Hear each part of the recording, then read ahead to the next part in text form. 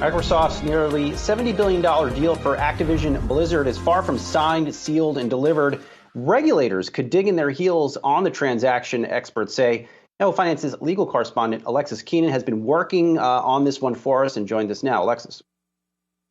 Hi, Brian. Yes, I've been talking with antitrust lawyers to try to understand if this mega deal is really destined for regulatory pushback, meaning will the FTC or the DOJ, whichever is eventually assigned to do the antitrust review, in reviewing the deal, will they file a suit to try to block it?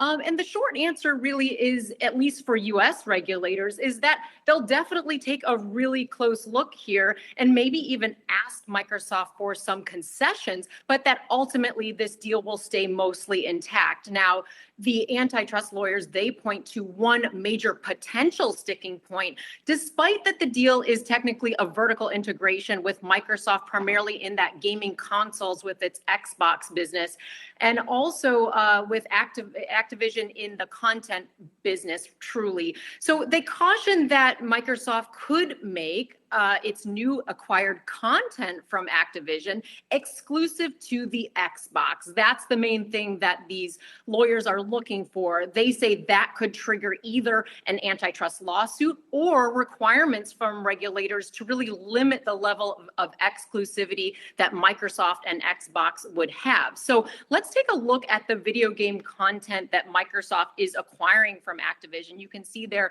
6 big names, importantly, Call of Duty.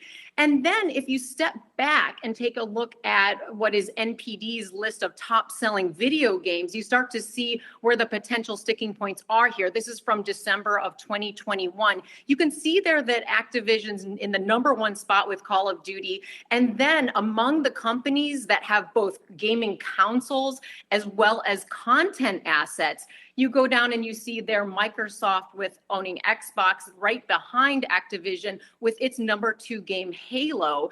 Then further down the line, Nintendo, which of course has Nintendo Switch, and it's still popular game Pokemon. And then you see Sony down below. Sony has PlayStation. They're further down the line there with Marvel's Spider-Man. So there are, though, some other competition considerations as well that could become part of the regulators' review.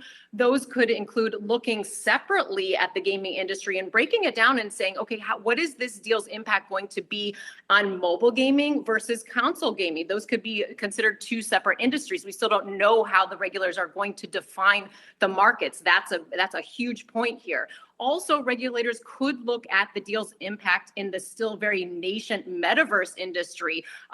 Lawyers are saying that regulators could definitely step back and say, look, there's still an industry to be had here. What could we do to make sure that competition is fair in that soon to be, or maybe it's already here it's in some people's minds in that industry. So the timing of this should take about 6 to 18 months, wide span of course there, but overall the review is not going to happen right away. It will take some time, and also there are staffing shortfalls at the FTC that still have not been filled. So these regulators have a lot on their hands. Perhaps this one will go over to the DOJ this time.